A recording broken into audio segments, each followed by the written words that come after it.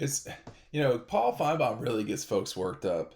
And one thing that he said the other day, I want to point this out because it's true. He said, I've been on the Georgia bandwagon all year. And that's right. He really has been. He's talked about before the season even started. The only hesitancy Paul's had was when George Pickens got hurt, and I'm going to talk about that. And that was in the spring. I'm talking about a little bit more about that in a little bit. But uh, you know, there's not been a lot of people who have been as firm about Georgia and their likelihood to win this season for as long as Paul has.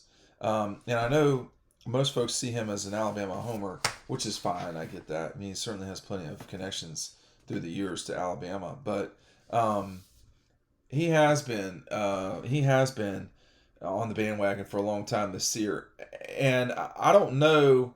Uh, I don't know if you'd call it a bandwagon. There's not been coming up into this game. There's not been a lot of folks. It seems like who have that I've seen who have said yes. I think Georgia will win. And in fact, I don't know if Paul is actually even going to say that, but he has been on the bandwagon for a long time.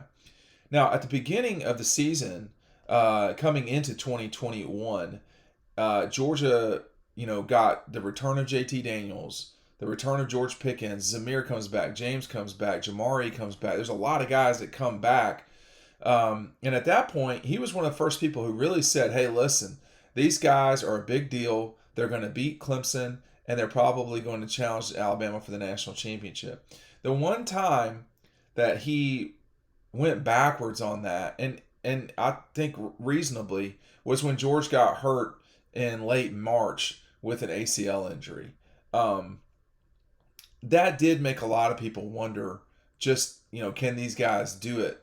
I wonder though too, if you told not just Paul but everybody that sort of does what we do for a living, okay, they're not going to have George the bulk of the year. JT Daniels is going to get hurt, and they're going to use Stetson Bennett for the final, I don't know, 8 games of the season. Um, Zamir and James are going to have good years, but neither of them are going to have 1,000 yards. I don't. They might have 1,000. I don't think they do though each. And guys like Lab McConkey and A.D. Mitchell and Brock Bowers, not even Eric Gilbert, is going to have to make plays for you.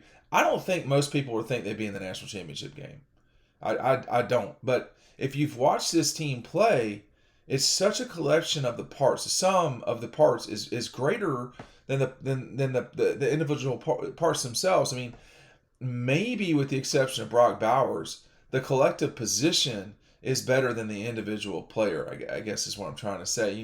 Georgia's linebackers, they kind of go as a group. They're more known as a group. The defensive line, obviously, with Jordan is the headliner, but Jalen Carter's probably the best player, and Devontae Wyatt has got an endless motor. The group is just a very good group, and as soon as Georgia beat Clemson, then a lot of people started jumping on the bandwagon. They wanted to see if Georgia could do it. They were a 3-point underdog in that game, which I did not understand at the time. And I thought Georgia would probably be a 3-point favorite. But that game played out. I thought Georgia would win.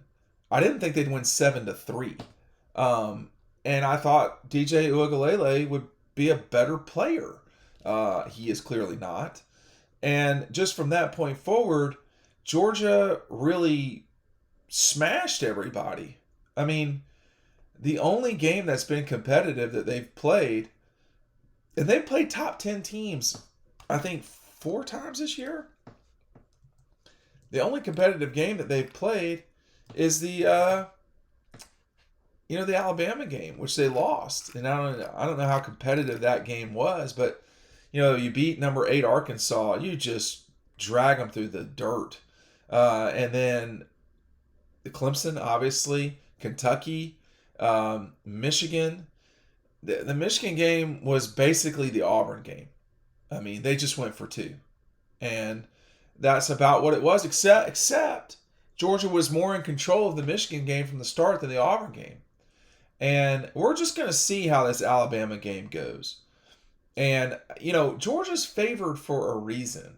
It's not like Las Vegas is just making this stuff up so that Georgia fans can sort of feel good or self-hate, which they're very good at. I mean, they're a 3-point favorite for a reason. And I don't know how many times the favorite has won the national championship lately, but anyone that's not Clemson, they've been the favorite. So we've seen the favorite in the national championship game win all but those couple times, which was 18 and 16. 14, Ohio State was favored. I believe Florida State was favored against against Auburn in 2013. I know Alabama was favored in both 11 and 12. So the national championship game have been pretty good indicator that that Georgia will win that game. Now, it doesn't mean that it will happen, but I've said the whole time here, I think that Georgia will win.